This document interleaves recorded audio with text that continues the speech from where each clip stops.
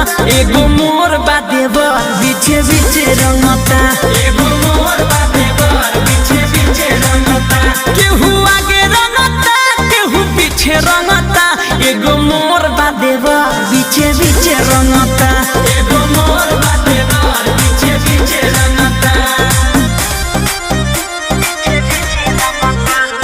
Music by Abhishek Gupta.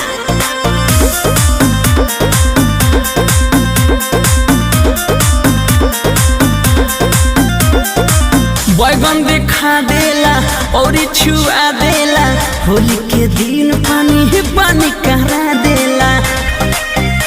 हर कतना बताई हो बैगन दिखा देला।